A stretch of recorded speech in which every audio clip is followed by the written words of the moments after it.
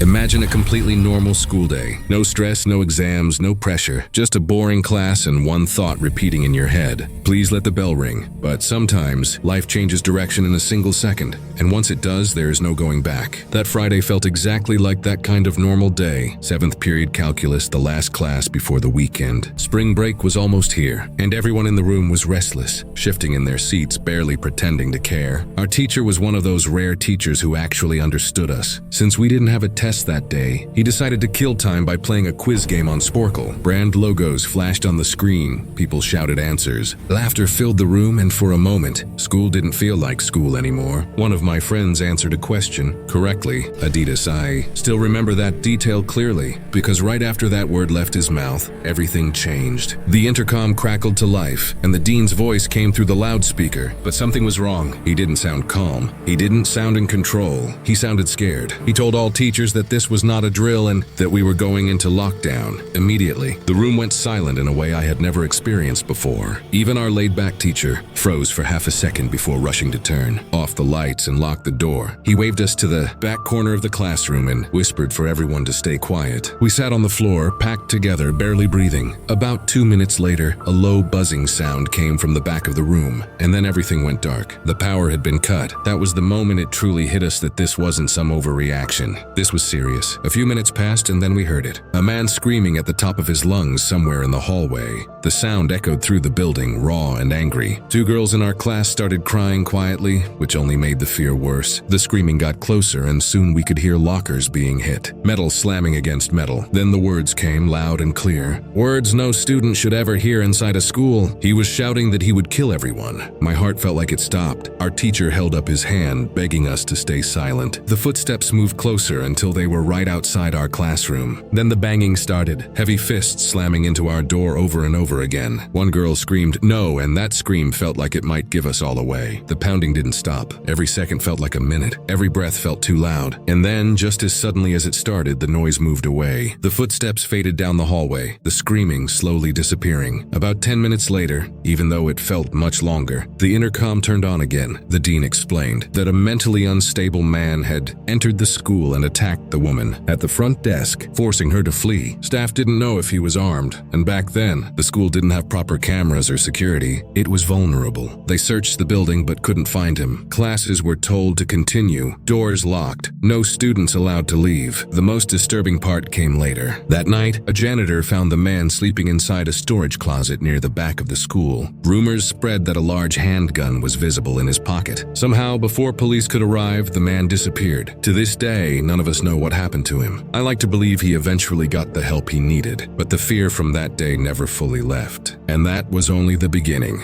Chapter 2.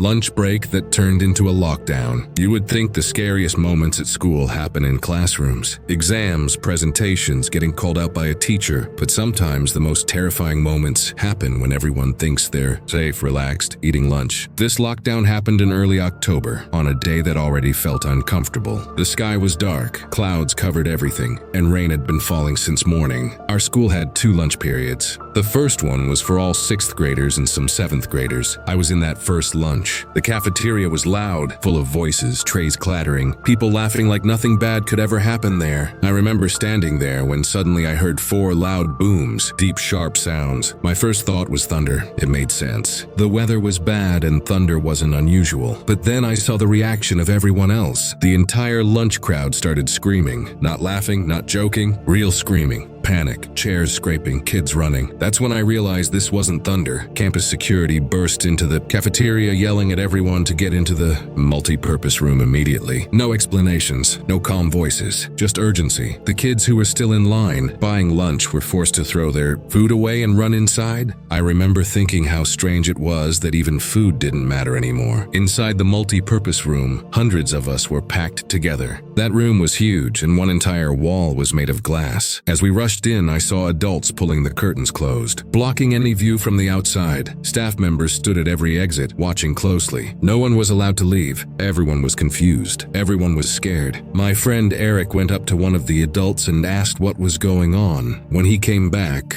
his face looked different. Serious. He told us that right across from our school, near some houses, a mentally unstable man had barricaded himself in his home. Police were trying to remove him, and he was threatening to harm himself and anyone who came near him. What made it worse was that witnesses had seen him walking near the school earlier, watching kids in a way that made people uncomfortable. Then Eric added something that made my stomach drop. The man was a registered offender. At that moment, the room felt smaller. The noise died down. Everyone suddenly understood why this was a lockdown. We were stuck there for nearly an hour. No phones allowed, no updates, just waiting. Every sound from outside made people jump. Eventually, staff told us the situation was under control. We were escorted back to our classrooms, one group at a time, like prisoners being moved. Later that day, I found out something that still gives me chills. My friend Brandy lived next door to that man. She told me that the previous Halloween, she saw him standing at his window, cutting his arm and writing a message on the glass using his own blood. It said something like, "Don't come here or I'll kill you." At the time, everyone thought it was some sick Halloween stunt. After the lockdown, we all realized it wasn't a joke. It was a warning, and we were lucky it was taken seriously before something worse happened. But even after that day, I learned something important. Just because a lockdown ends, it doesn't mean the fear goes away. Sometimes it follows you for years. And in the next chapter, that fear becomes even more personal. Because the next lockdown didn't happen when I was a student. It happened when I was an adult, working inside the same school, and this time, the danger was much closer than anyone realized. By the time this third lockdown happened, I thought I was past all of that. I was older, out of college, and starting a new chapter of my life. I had just gotten a job at my old high school as a computer intern. Felt strange being back, but in a good way. The basement was my workspace, far away from noisy hallways and crowded classrooms. Down there, everything felt calm and controlled. The office was surprisingly nice, with big desks, mini fridges, a TV on the wall, and cold air conditioning humming in the background. It felt like the safest place in the entire building. That illusion didn't last long.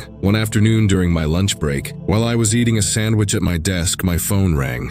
It was a call from the front office. The woman on the line told me the school was going into lockdown because someone possibly armed had entered the building. Her voice was shaky, and before I could ask questions, the call ended. I looked around the office and realized something terrifying. There was no real door to our office, just an open entryway, and the basement door itself didn't even have a working lock. The only thing I could do was turn off the lights in my computer screen and sit still. I texted my coworkers, Dave and Gary, but neither of them responded. The basement was silent except for the distant hum of the building. Minutes passed, then more minutes. I sat in the dark trying to distract myself on my phone, but every sound felt amplified. After about 20 minutes, I heard the basement door open. It creaked loudly, the sound echoing across the concrete walls. Footsteps came down the stairs, slow at first, then faster. They were coming straight toward the office. My heart started racing. I quietly pushed my chair back and crawled under my desk, holding my breath. Someone entered the office. They didn't turn on the lights. They didn't speak. The silence was unbearable. Then my phone vibrated. A text message. In that moment, it felt like my entire body shut down. I was sure the sound had given me away. The footsteps moved closer. Panic took over. I crawled out from under the desk, stood up, and begged the person not to hurt me. That's when someone grabbed my arm and pulled me up. It was a man wearing a red plaid shirt and a dark red hat. He told me to calm down, that he was just hiding too. He said he was there to pick up his son and had been told to hide. Something about him didn't feel right, but fear made everything confusing. Then my phone buzzed again. This time I read the message. It was from Dave. He said there was a man with a gun who had shot a teacher upstairs, and he was wearing a red shirt and a hat. My stomach dropped.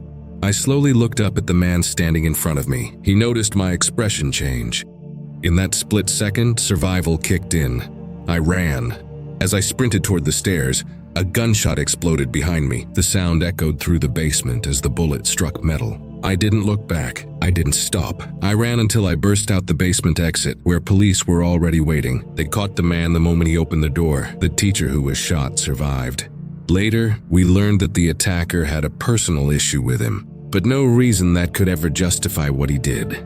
That day changed the way I see safety, schools, and normal moments. Lockdowns aren't just procedures. They're memories that stay with you. They remind you how fragile normal life really is. And if there's one thing I've learned from all three of these stories, it's this: awareness saves lives, calm thinking matters, and every quiet moment we take for granted is a gift. If this story made you think, or reminded you how quickly life can change, take a second to reflect, share it with someone who needs to hear it, and stay aware of your surroundings. I'll see you in the next story.